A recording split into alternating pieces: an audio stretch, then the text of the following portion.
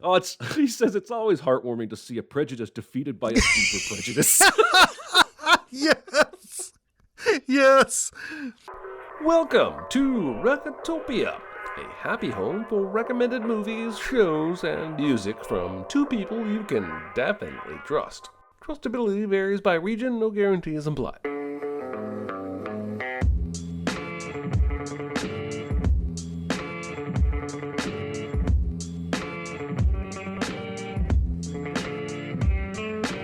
Now, here are your hosts, Chris Atkinson and Jeremy Scott. Oldest Payne come to work for us about that time. And that boy had him some attitude. Hey, hello everybody. Hello to all of you in the chat, you wonderful people in the chat. This is Recotopia, episode 9. We're up to 9 times. I'm Chris Atkinson. And I'm Jeremy Scott. And today our big recommend will be the 1996 film Lone Star, which will it will be an awesome discussion, I know, because we saw this for the first time in a long time over the past weekend. Anyway, we have our small recommends coming up as well, and I guess we can get started on that. It's no big deal. Itty bitty living space. It's so small and light. It's small, it's tiny, it's petite, it's wee. Ooh, okay, well, I'm going to jump in and go first. A lot of you guys have been playing this Wordle game, right? That this guy made for his wife, and then the New York Times bought, and apparently made it worse. I don't know. I never played it until about 12 days ago. And of course they didn't.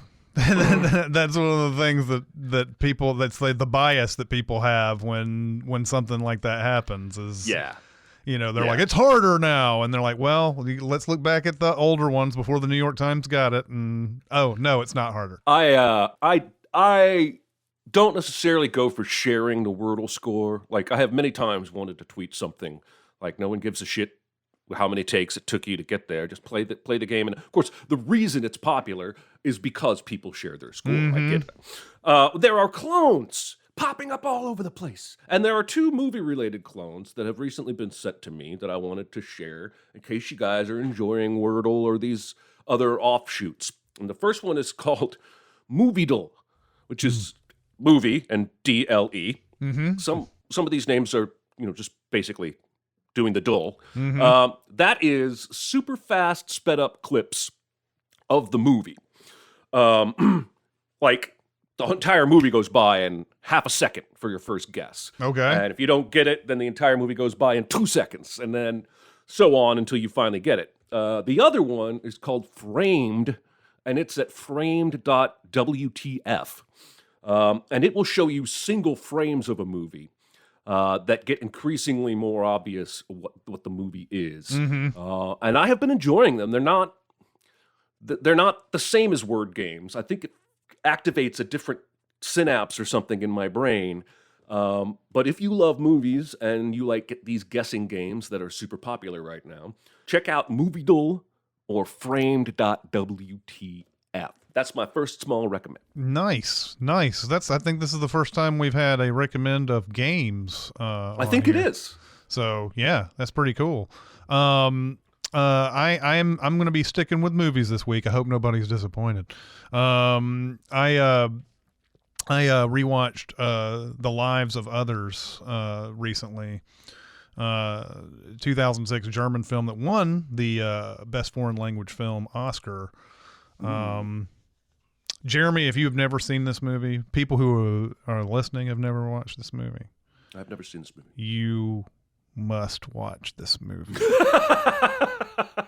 All right. This is a movie that we don't talk about nearly enough. I think it had its discussion, I guess, back in the day when it came out. There were a lot of people talking about it, but it doesn't nearly get enough play today for some reason. The Lives of Others is about the Stasi in Germany. I think that was the sort of think of a really, really like even worse CIA, or think of like a abusing their power more than the usual CIA type of organization. That's the Stasi. When there was a West Germany and an East Germany, and these guys wanted to know everything about everybody, and anybody who did anything that was even slightly off, they wanted to know about it. And they the main guy in here played, and I don't know how to pronounce his name because it's got umlauts and stuff, but it's Ulrich Mue, I think, is somewhere close. He is the main guy, and he there's this writer that on the surface everything about him is perfectly fine, and he doesn't say anything subversive, he doesn't do anything that's off kilter, but there's the powers that be still want to look. They still want to look into him and everything. And so they set up a whole thing. After the guy leaves, they go in, they bug his entire apartment. They come out, and this main guy goes in. He's got a room like across the street that's just got a whole bunch of recording, listening equipment and everything. Not recording, strangely, but listening equipment. And he's listening to everything that goes on in this guy's house. And as he continues to listen to these people, there's nothing really there. There's not anything really. There's some things that are borderline. And when we talk about borderline, we're talking about stuff that's still really, really innocuous. But according to the Stasi, it's like, oh, this could be, you could be a subversive element of some sort. And but this guy starts to learn that, we're only looking at this guy because this other guy in power wants to sleep with that guy's girlfriend. No. And that's the only reason why we're doing this. And then he starts to listen even more, and he starts to appreciate, appreciating this writer and this girlfriend's life. But then he has an idea, the writer has an idea about writing an article about East Germany, about the suicide rate in the country. And this is something that would not fly on normal media. So he has to write it in secret, and he has to publish it anonymously. And so when he starts writing this thing, this man who's listening to him this whole time has started to appreciate this guy even more, and starts to kind of stop. He reports lies back to the Stasi, what he's hearing in all of this. He starts saying, oh, it's a play that he's working on. It's not anything at all. The movie has an unbelievable conclusion to it. It's a great movie it's a great movie through and through, but by the end of it, if you're not, I don't know, you probably will be crying or something at the end of this, because it's one of those type of movies. I will give small trigger warnings on this. There is discussion of suicide. There is a scene that is not graphic in it. But there is that element in the movie if you have that kind of trigger.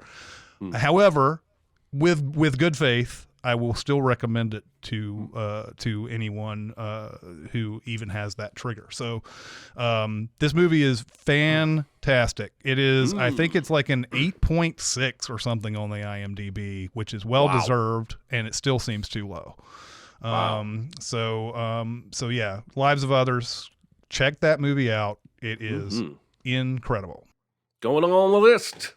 That's what this podcast is for, baby. Yep. All right. Well, I am going to pivot from game recommendations to a television recommendation.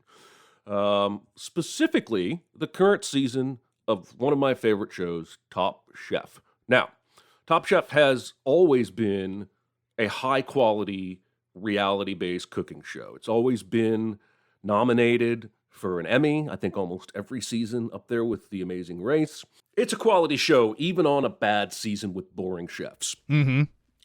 But a lot of what makes the show work is the personalities of the chefs and the kinds of challenges that they set up for them. And a lot of people I know used to watch Top Chef. And so that's why I'm making this recommendation that you should come back to this show. this season has some of the most likable, biggest personality chefs. They are funny. They're self-deprecating. They're supportive of each other. There's usually an asshole. There's not one of those. There's one guy who got COVID before they filmed and lost his sense of smell.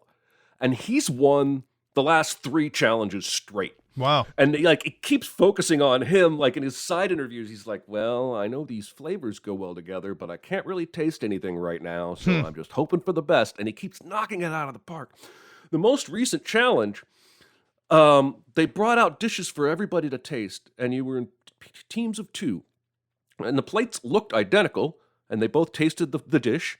And then reported back wildly different flavors. And it turned out they were completely different dishes. One was peanut butter on a bed of cocoa, and one was foie gras on a bed of black sesame or something. So the challenge became each team of 2 had to make dishes that looked identical and tasted completely different. And it brought out some of the most creative shit I have ever seen on this show. I even tweeted about this being one of my favorite episodes, favorite challenges ever. So if you used to watch, and even if you didn't, come back or start up. We're only like 5 episodes into this season. Pretty easy to catch up. It's a very bingeable show.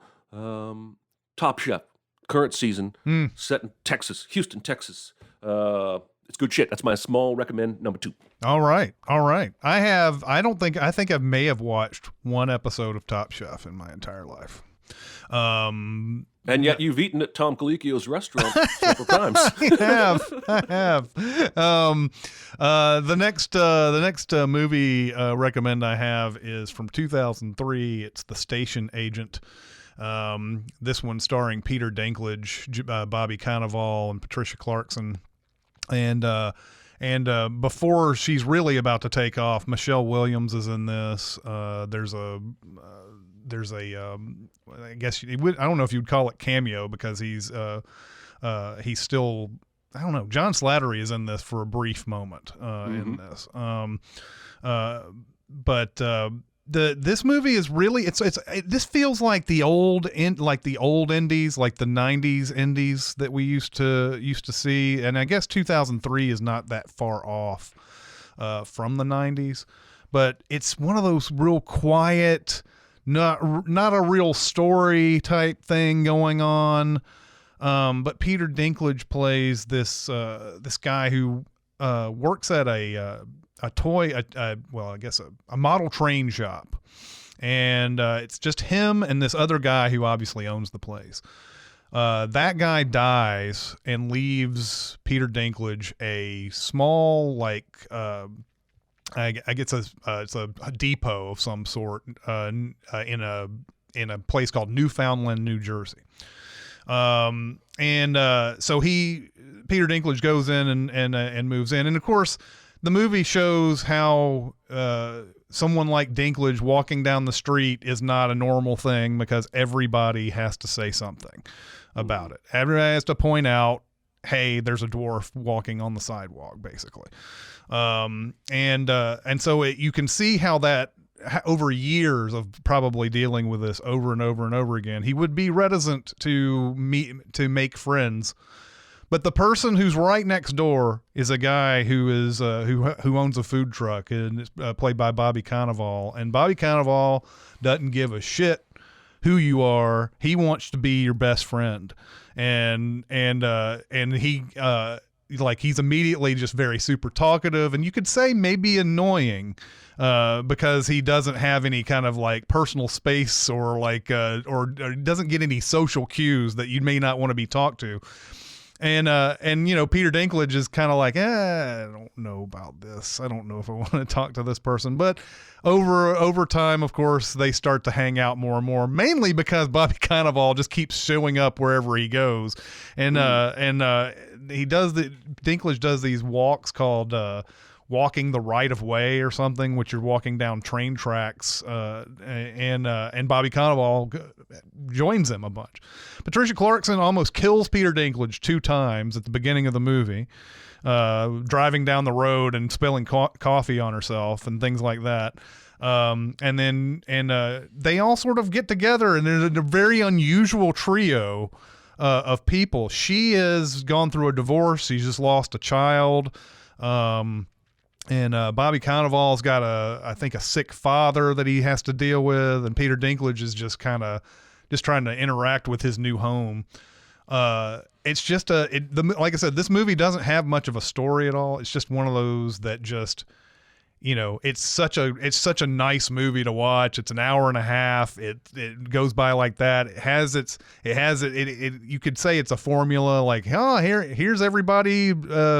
They're all together. They're friends. And of course something happens where they're not friends anymore for a bit. And then they have to find a way to become friends with each other by the end of the movie. But the Station Agent is a really, really good movie.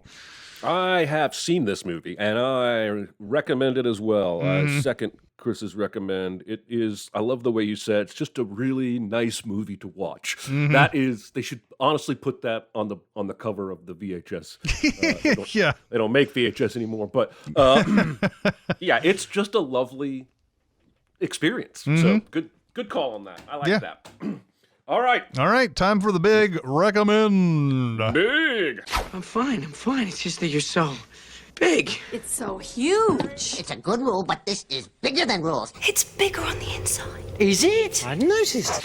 Yeah, so continuing with the we've done the Batman, right? And we did that best of 2021. Now we're back on the movies that people may not have heard of or don't get talked about enough train, and that's 1996's Lone Star, directed by John Sayles, who before this point probably best known for 8 Men Out. Is probably the one that he is known for the best. And Lone Star has a huge cast in it. It's Chris Cooper. Chris Cooper is the main guy. You have Elizabeth Pena.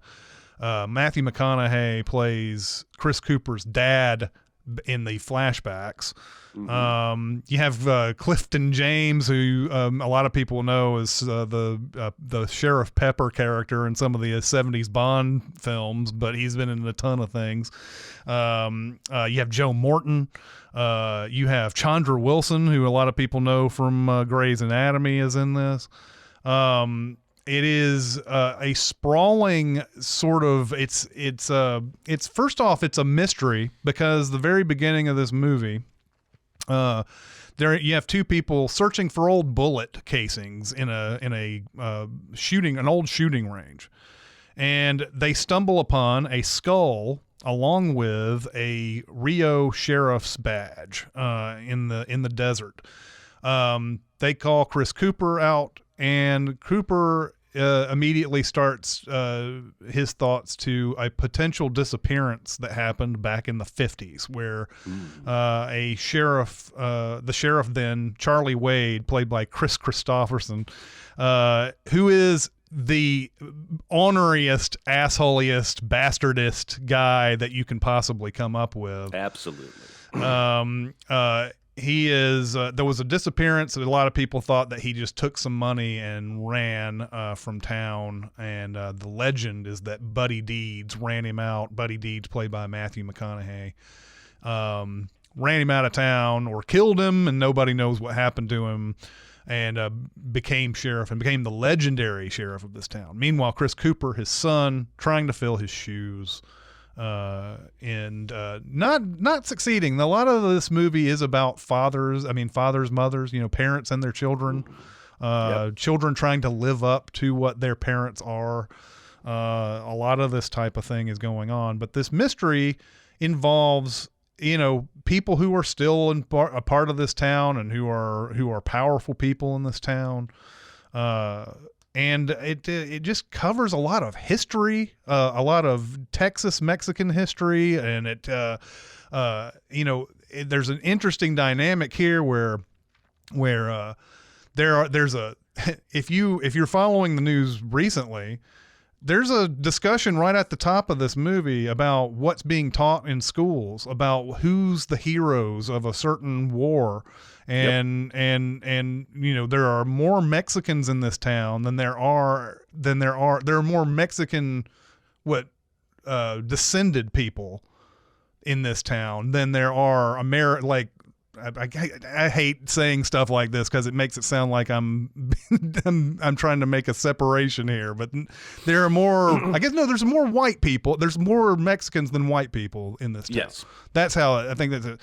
And then you have a small section of black people in this town who don't feel like they have any power whatsoever. And Joe Morton is a colonel in this.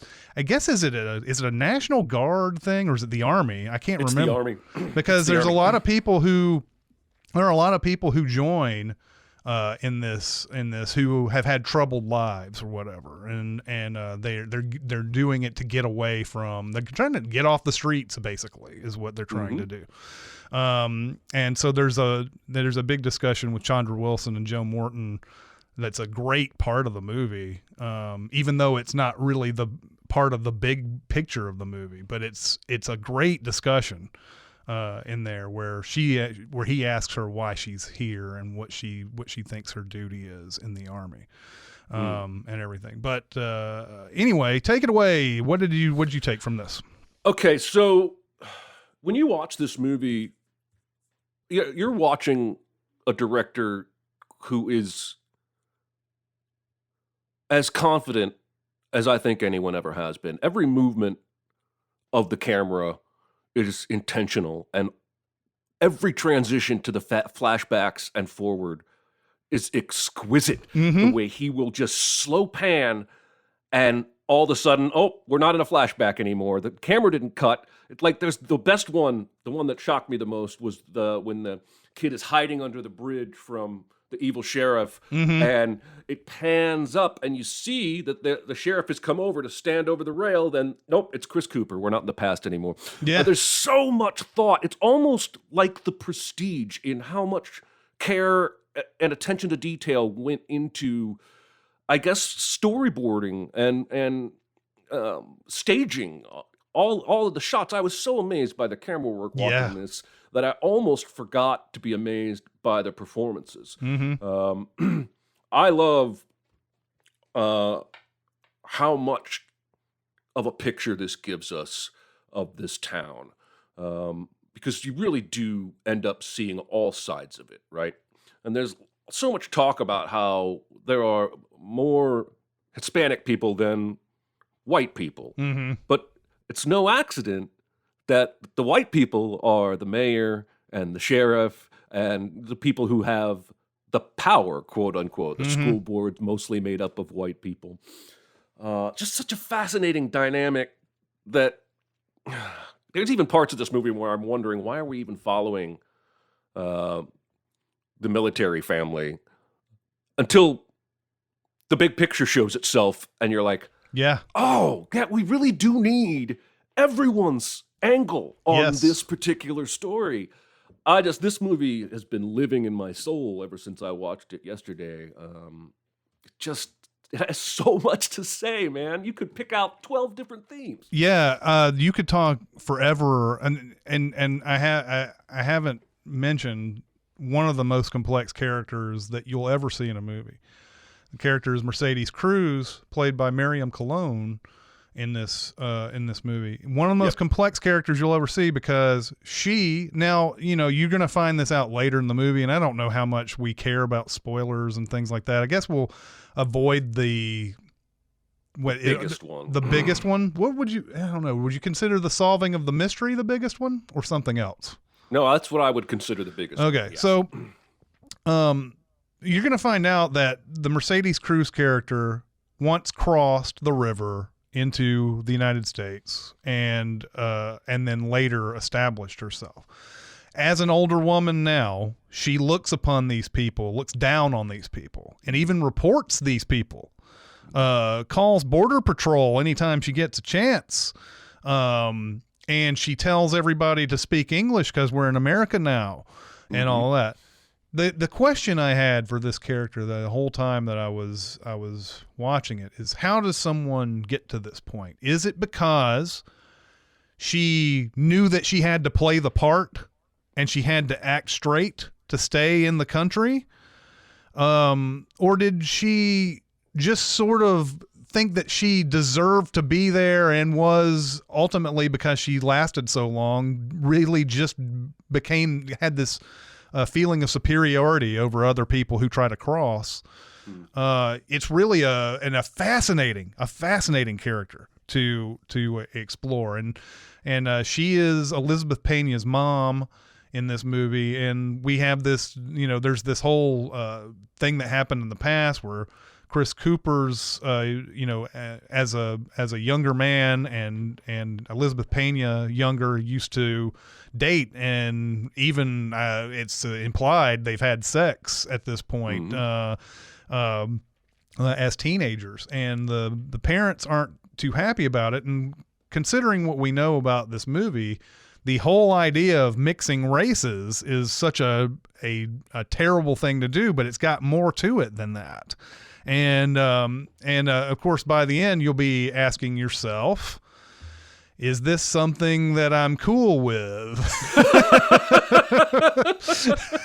And I will let you decide for yourself, right, whether or not you are cool with it. Yes. This movie is sneaky funny, man. Like, when it is funny, it's a surprise. There were two lines I wrote down I wanted to bring up. One is when the white military guy who's dating the black woman is talking to his buddy, and his buddy's like, because he's saying, I'm going to meet her parents. And he was like, I thought they weren't cool with interracial stuff. And he's basically, well, like, she's old enough now that they're worried she's gay. Yeah. And the guy says, he says, it's always heartwarming to see a prejudice defeated by a deeper prejudice. Yes. Yes. And then the other one I liked is when they unveil the sculpture of Buddy. The lore around McConaughey's character is central to this movie. But when they unveil that sculpture in front of the courthouse, and it's Buddy, there's a little tiny kid there next to him, and you hear a voice in the background go, I think he's going to run that kid in for loitering. Yeah. Yes. Oh, man. A drama like this doesn't have to make me laugh. Certainly doesn't have to make me laugh hard. But, I appreciate Chris Cooper's performance here so much, because he has to handle everything. He is a good man, not really cut out to be sheriff. No. Calls himself a jailer with 60-some rooms, a hotel manager. Right. But it's his own father that this lore in this town, well, half the town is built on the lore of this guy. And he has to decide whether or not he's going to accept that or dig deeper and find out, was my father really the man everybody thought he was? Or was he, there's this one scene where he's driving after learning something, and it's at night. And it's maybe 45 seconds of a song playing and just on his face while he's driving, and he conveys everything without a single line. He doesn't have to narrate anything. He doesn't have to talk to himself in the car. You just see all 12 emotions he's feeling right there on his face. This is one of those where we remember the height of Chris Cooper, and it's like, man, it doesn't feel like we see him enough these days. I don't know what he's probably in. He's probably in movies, and I've just forgotten which ones they are in that he's in, because he's not. They're not the big ones or whatever. But back in this day, Lone Star was great. American Beauty, of course, and he had a great role in A Time to Kill, which also had Matthew McConaughey in it. And then of course Adaptation, which I think was the ultimate mountaintop of Chris Cooper's career. and Breach. A lot of people like that movie too. Mm-hmm. But yeah, he is so assured in this one. This performance is one of the best. Oh yeah, also Frances McDormand, who's having quite a year, by the way, in this movie. You would never think, looking at this performance, where she's this football obsessed person. Like she has a Cowboys jersey and a Houston Oilers cap on. Yeah, she talks about the Aggies. And you would never think, looking at this performance, that she is going to be a future 3-time Oscar winner, and that she's going to win for Fargo in this very same year, which is a completely different character and role for her. It's just insane seeing some of the people that show up in this movie. We've sort of touched on it. I do love how much of this movie is steeped in history. There's so much historical stuff in this. Now, I don't know how much of it is like actual history or if it's stuff that he made up for the movie. I didn't go back to look to see how many of this was true. I'm certain a lot of this is true. But I love how the past is always informing what's going on in the present in this. There are so many different things that, what people perceive to have happened and what actually happened, takes people in all sorts of different directions, and it affects their kids too. And so I love how much of a foundation this movie has in history and all the things. I mean, there's a whole thing where, the character named O, is it O? It's one letter. Let me look at it real quick. Yeah, it's Otis. Oh, yeah. Call him O. Call him O. He's talking to his grandson, and they're not supposed to talk to each other because Joe Morton has complicated past with his father. And he's talking about all of these, this Native American heritage that they have in the past and everything. Shows all these pictures and everything, and just I don't know, it adds so much dimension to everything that we're seeing in this. And it's, it could just be, this could have been just a mystery story, could have been just that's it. They could have cut this down to an hour and a half, but we would have missed so much out of this. And this is one of the few moments where you're like, 2 hours and 15 minutes long. Oh, didn't even feel like it. Feel like it. So, yeah. I actually was looking at the time before I started it. And I was like, oh, it might take a while to get through it. And it really doesn't at all. It's like a hour-long episode of TV. At least that's what it felt like. Mm-hmm. Yeah. All right. And what else do we want to say about this? I don't know. Everybody needs to go see it if they can find it. Where did you end up? You watch it on Prime? I bought it on Prime, yeah. Because there's something in my brain that just does not like renting. And I realize it's cheaper, but I also realize now that I've watched it, I'm going to watch this movie again. Mm-hmm. So I wanted to have access to it. So yeah, I got it on Amazon. I found this movie on DVD about a year ago, and that's how I watched it. But I don't know how many DVDs are out there still circulating around. But I feel lucky to have a physical copy of this movie. So yeah, they're probably not printing too many. Well, and also from what I understand, there are a lot of movies that you've heard of that don't even have copies anymore. Because everybody thought that there were, studios would take their library and just put it all on digital, but that hasn't happened. And there's been other studios that have folded and they had the copy of the movie. Now we don't know where those movies are. And of course they could be anywhere at this point. So if you want, you can go to Amazon right now and buy Lone Star on DVD for $49.99. Yeah. Or you could buy VHS for $7.97. Mm-hmm. So there you go. There you go. I don't recommend doing either of those things. Yeah. But it's possible if you want. Yeah. All right. I think it's probably time for the super secret double feature. Yeah. Yeah. Be interested to know this one. All right, everybody, it's time to talk about BetterHelp. BetterHelp. Listen, yesterday my wife and I each had separate errands to run, and we also wanted to eat lunch together, but only one of our errands was time sensitive, and we were trying to figure out how can we eat lunch together and still both do our errands in time, and we ended up driving separate to lunch, and she went to do her errand, and I went to do my errand. And one of the things that I like most about BetterHelp is the convenience of it, the literal time it shaves off my life, not just the 15, 30-minute drive to a therapist's office, but the juggling you do with your schedule to make sure everything can fit around that therapy time that you've got slotted in.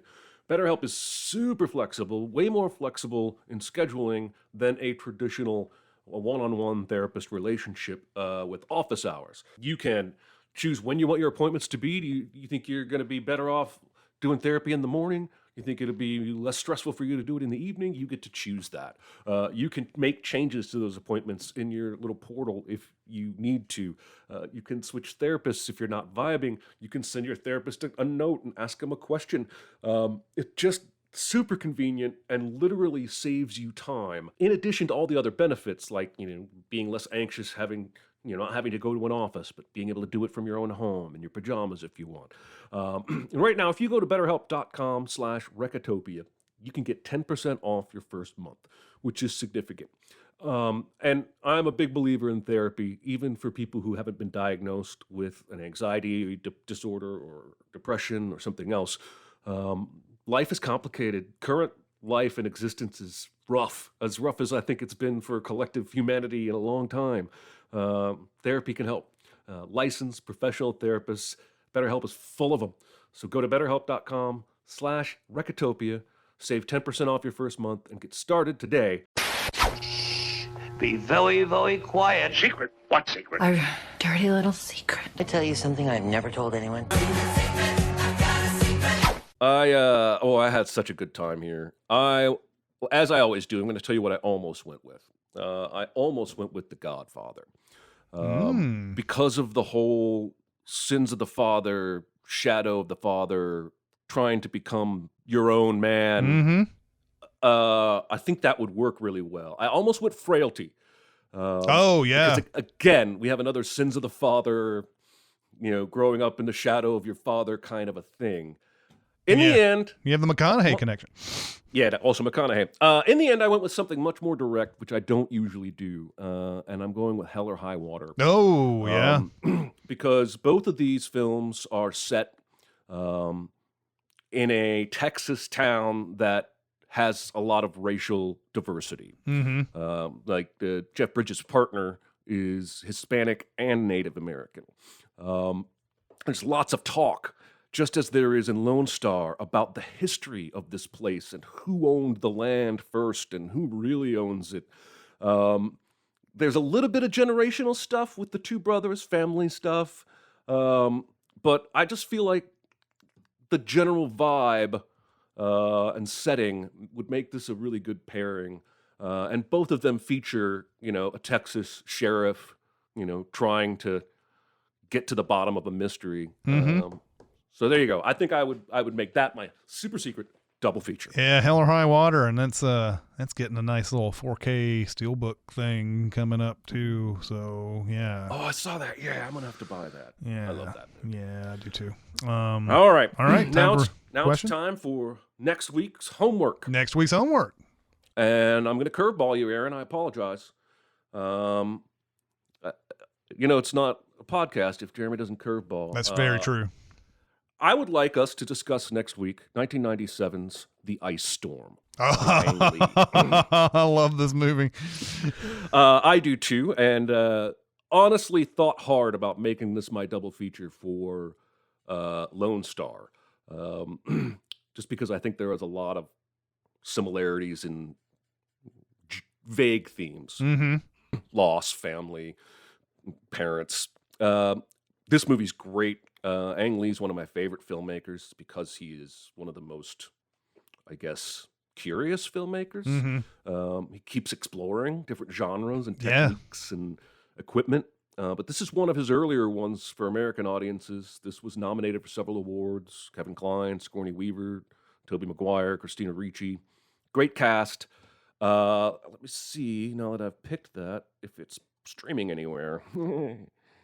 It's not. You'll have to rent it. What? Seriously? It doesn't look like it. Maybe it's streaming somewhere that Google is not aware of. But just bill me. Just send me an invoice for the rental. But you won't want to. It'll be totally worth it. And that is next week's big recommend. Yeah, I love me some Ice Storm. There's no doubt. I'm gonna love rewatching that one for sure. I haven't seen that in probably 10 years. So Yeah, me too. I'll be excited to get into that one again. Yeah. All right. Now let's move to some questions. Question. I got something to say. I want the truth. I am listening. Questions. All right. The first one up. What is the best soundtrack for the worst movie? My example is Batman Forever, a god-awful movie with such a stacked soundtrack. I actually bought this soundtrack on CD because I loved it that much. Flaming Lips are on that soundtrack. Seal is on that soundtrack. Smashing Pumpkins? Smashing Pumpkins has got 2 songs on there. There's U2. U2, Hold Me, Thrill Me, Kiss Me, Kill Me. That's a great suggestion. You're not supposed to steal the best answer when you ask a question. Yep. But you guys continue to do this. Chris, what's your answer here? It took me a bit because you could say Purple Rain is one of those. The movie is not very good, but that might be blasphemous for some people. But come on, the reason why you watch the movie is because that music is so good. And so there's that. I also thought of a movie, Judgment Night, that I actually kind of like. I kind of like Judgment Night because it's just one of those type of movies. It's not good, but man, do I love watching it. And it had that famous soundtrack where there were these bands that would get mashed up together. So you had like Helmet and House of Pain. That's about the 90s-est thing that you can say ever. But they have that, "You just another victim, kid. You just another victim." There was like Ice-T and Slayer was on that. Pearl Jam, and who did Pearl Jam? Pearl Jam was with somebody too. I can't remember who it was. Pearl Jam and where is it? Pearl Jam and Cypress Hill. Cypress Hill was teamed up. Cypress Hill and Pearl Jam were teamed up, and Cypress Hill was teamed up with another band on that one. So they had 2 songs on that, but that soundtrack is really good. So anyway, good answers. I want to go with a couple. Let's just go with Elizabethtown, which is one of my least favorite movies by Cameron Crowe. But Cameron Crowe has always been good about putting a soundtrack together. From Almost Famous, Jerry Maguire, and singles. He's a Tarantino when it comes to picking great music to go with his films. At Elizabethtown, I would negative recommend you watch this movie. But the soundtrack has Elton John, Ryan Adams, Patty Griffin, Tom Petty and the Heartbreakers, My Morning Jacket, Lindsey Buckingham. That's where Cameron Crowe put Tom Petty in every song, every movie that he ever made. He does. Oh, that's the one I should have gone with. Scratch that. I mean, don't obviously delete it. Let's keep it in the podcast. She's the One. Ed Burns. Yeah. Which is, the entire soundtrack is Tom Petty. Yeah. And he basically put out a CD for this movie and wrote original songs for the whole movie, and they're all awesome. I can't believe that I forgot that. She's the One. Yeah. Tom Petty. Yeah. Best Absolutely. soundtrack, worst movie. I'm even less able to watch Ed Burns movies today than I was back when he was really popular. Yeah. He had that. He was one of those up and comers, man, where it looked like he was going to have a long directing and acting career there. But like the Brothers McMullen was his big. But then She's the One was sort of. This is what would happen if we gave you a ton of money to make the Brothers McMullen, and it doesn't come off very, very well. Exactly. So yeah. All right. Moving on. Next question. What changes would you make to a show that went downhill in order to fix it? I think to keep you on pace, they needed to fully transition away from Joe or fully transition away from Love and not play both sides. That goes over my head. Yeah, I have not seen that. I have not seen it either, although I know it's all the rage on Twitter at times when new seasons come out. Think it's about a stalker? I don't really know. Yeah, I think that's what I've heard too. I don't really know. So I would, first off, I would lock George R.R. Martin in a room somewhere and say, you said this book was coming out, so fucking finish it, dude. And then, this other book that you said is coming out beyond that, go ahead and just write some words on some paper and just give us the outline of what the fuck is happening in Game of Thrones. And then we'll follow it. And we won't... We won't make up our own shit, and it won't be stupid in the last couple of seasons. Oh, that's an excellent answer. Mm-hmm. I would choose West Wing, and I would lock the NBC executives in the same office as George R.R. Martin and say, you pay Aaron Sorkin whatever he wants to stay on this show.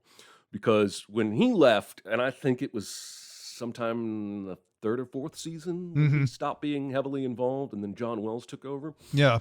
And that's what I call the ER-ification of West Wing, because John Wells did ER. The first 4 seasons of West Wing are just peak Sorkin. They're just great. And then I kept watching because I had already fallen in love with those characters, but it kind of just got mediocre by the end. And, it obviously should have ended before it did, but the real problem was when Sorkin stepped away. And the writing just kind of suffered. Yeah. Anyway, let's see. We got anybody? Well, isn't that sort of what happened with Walking Dead? Like, I think they made further changes, but like the first season everybody loved, and then it was the second. I've only seen one episode of Walking Dead. I know I'm like an anomaly out of all this. It seems like the type of show that I've kept up with, but I haven't.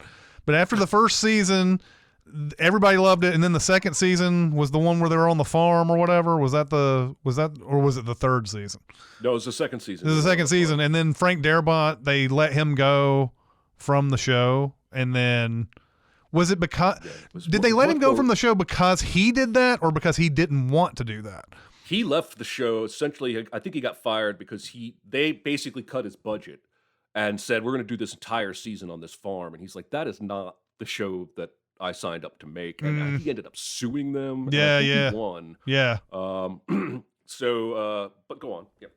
But then, so that season, everybody was like, "This is terrible," and so I don't know if they changed people after that, but then they went back, I guess, in the third season to start doing stuff that people liked again. But anyway, let's see what got some suggestions in the chat on shows that went downhill. I'm not seeing quite as many fixes. Lost, X-Files, Friends. I agree with all those. Yeah. Although canceled The Simpsons after season 16. Yeah, perhaps even before then. Everybody, you can find about as many YouTube videos as there are Simpsons episodes about which episode made them jump the shark, so to speak. And I have my own personal one. It's the one they went to Brazil, and that was where I thought that their quality had officially registered as not as good anymore. But yeah, Lost. I see some people in the comments who say Lost was fine, and I understand that some people do like how it ended. It's just that I don't know. It's really hard to make those shows where you're so curious about what's going on, all these different things, all these different clues and mysteries and everything. And then they just do this whole the voices in the forest, those are the people who died here. And then they move, and then you just move on. And, you wrap up all these super mysteries within 2 seconds. And then, forever people were like, this is purgatory. And they're like, it's not purgatory. And then they end up being in purgatory. It's purgatory. Yeah. J.C. Davis says Scrubs. don't have the final season that's after the better final season? Yeah, yeah. Well, I don't know what does he mean with the original cast, or does he mean with that new cast that they tried to come in with like the new scrubs that came in? Like I agree. Like there was a point where Scrubs should have just ended and they didn't, and yeah, I think he might be talking about that. I don't know, that new season where all the main characters are kind of in the background while the new characters try to recreate the magic of Scrubs. I think that is what he's talking about. And if not, it's what he should be talking about. Right. Heroes, season 1 was great. Yes, right, yeah. That's a classic case of a show that had a great idea but had nothing beyond, no future planned on it. Yeah, yeah. Downton Abbey. No idea I'll on that take your one. word on that. Let's see. I guess that's about it. Let's go back to the questions. All right. What movie, TV plot twist made you roll your eyes? Okay, so the Mark Ruffalo thing, and Now You See Me. So he's a cop, and he's been chasing these people the whole time, and he even jumps down a garbage chute after them at one point. And he's obviously all in on trying to catch them because they're criminals. And then, like, by the end of it, it's like, I was testing you guys the whole time so that you could join this secret society called the Eye, and like let's walk into this carousel together, and we're all, I just thought that was just I was like, come on, guys. You can make Mark Ruffalo the guy behind it all, but you can't make him a cop all the way through the movie where he's doing things that don't make sense for somebody who doesn't. He doesn't have to do these things. He doesn't have to jump down a garbage chute after these people. If he's behind it all, he doesn't have to do that. Is that for us, just in case we suspect Mark Ruffalo is behind it? Like, well, he can't possibly be behind it because he jumped down a garbage.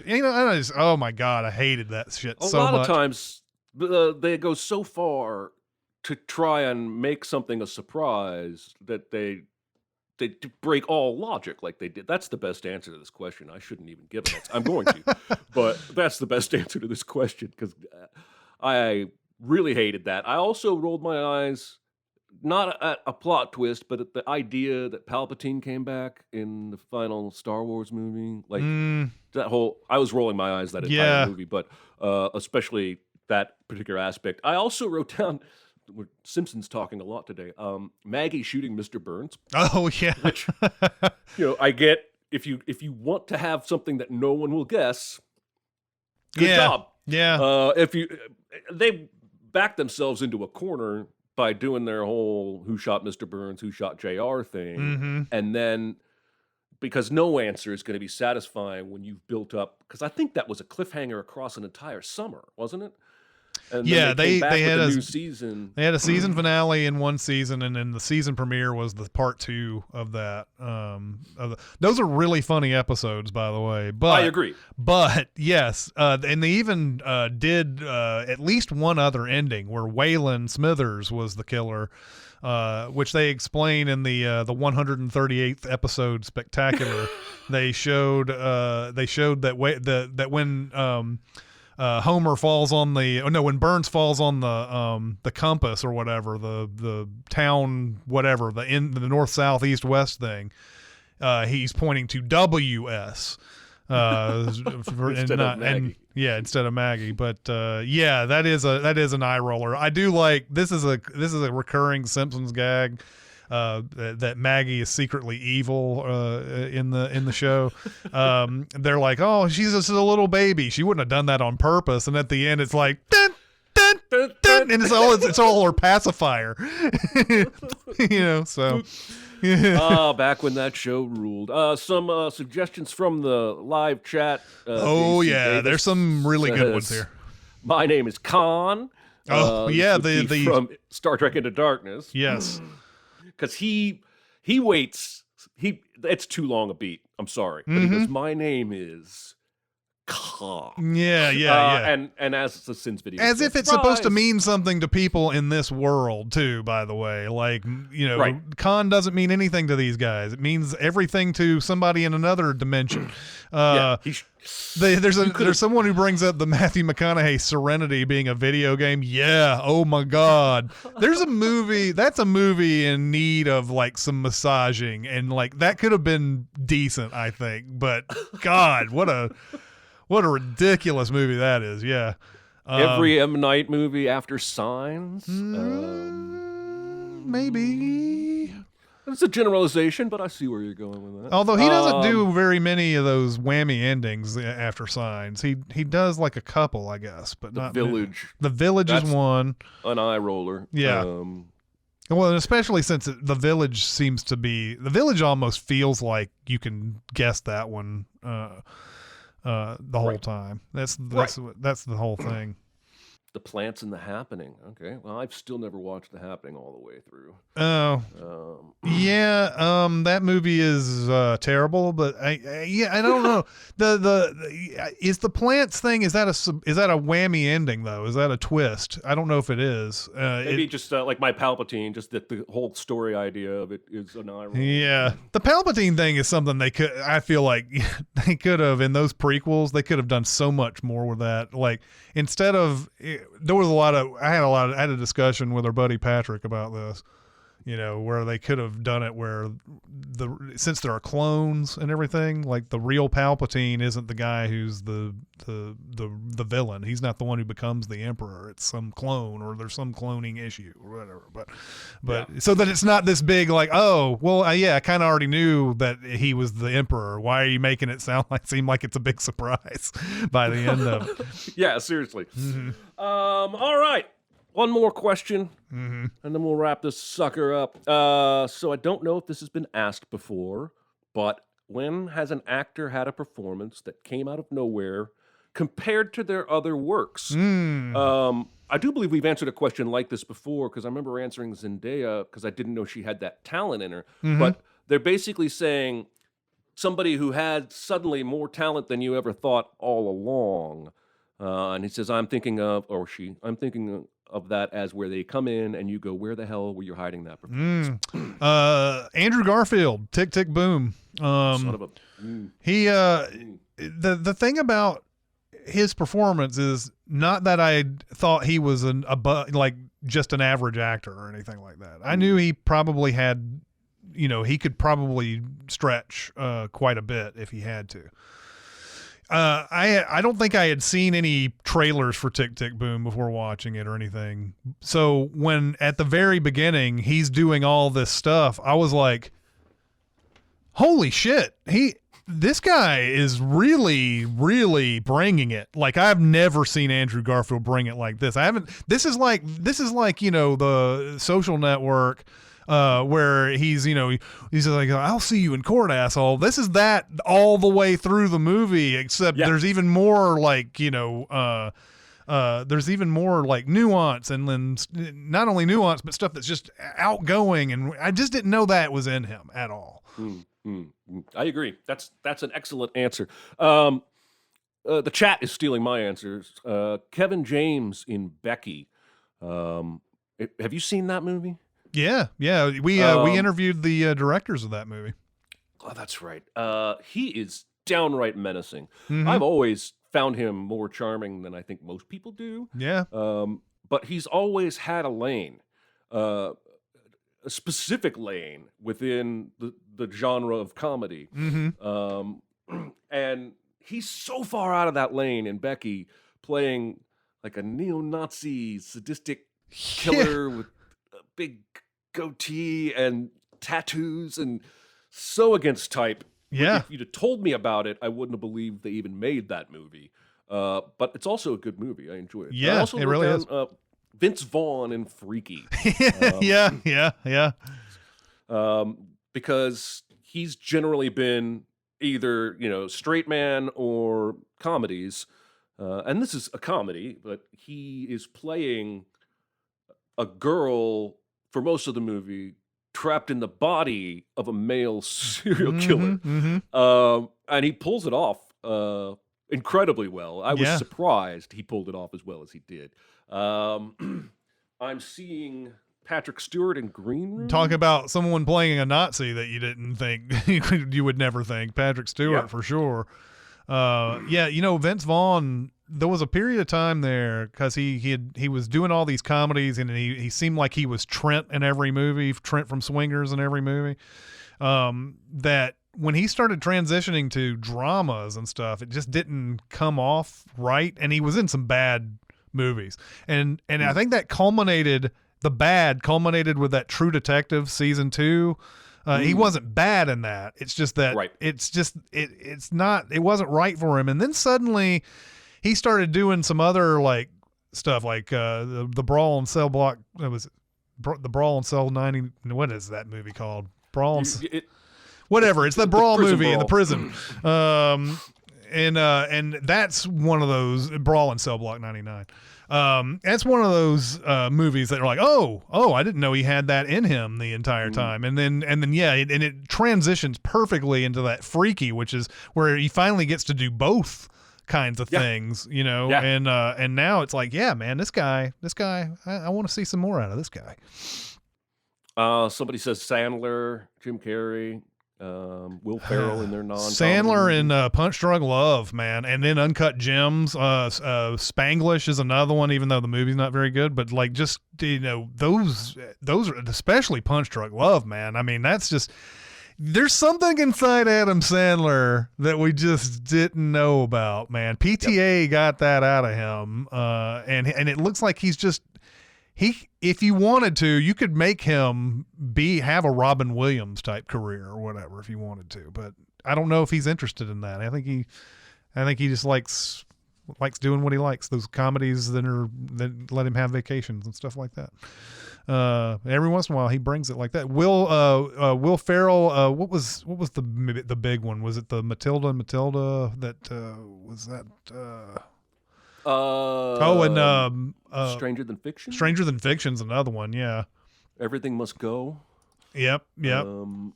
He's had a few dramatic turns.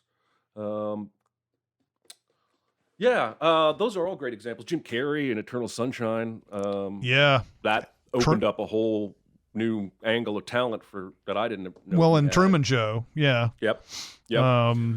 Those are all great. It's always great. I don't think we ever question it when we see somebody who's like done heavy dramas and then they go into comedies and they're really good in that. But we always have the bias when there's someone who's known for comedy trying to get into big dramas and everything. We don't think that they have a serious bone in their body for some reason.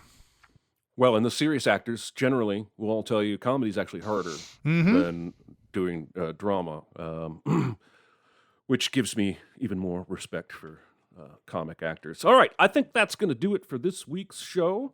I want to thank everybody in the chat for coming out and joining us live. Those of you who are listening through one of your podcast apps, we tape with a live audience of some of our Patreon members on Tuesdays for the following Monday's show. And if you would like to learn more about that, go to patreon.com/Cinemasins to find out how you can join and participate in the live version of Recotopia. Next week's homework is The Ice Storm, 1997, Ang Lee. Any final words, Chris? No. I think all the movies mentioned, including the next week's homework, go watch them all. You will not be disappointed. But thank you, chat, once again for contributing. Over on the side there, you guys always add a lot of stuff that when you're doing these things live, you can't think of everything right off the bat, and it's great to have all these different opinions and choices coming along there. So thanks for joining us today. That'll do it. We'll see ya. Bye. See ya. Be a part of the live show by being a member of the Sin Club at Patreon at patreon.com/cinemasins. Chat with us on the Cinemasins Discord at discord.gg/cinemasins or Cinemasins Twitter at Cinemasins, and email any comments or questions to Recotopia at cinemasins.com. That's RECOTOPIA at cinemasins.com.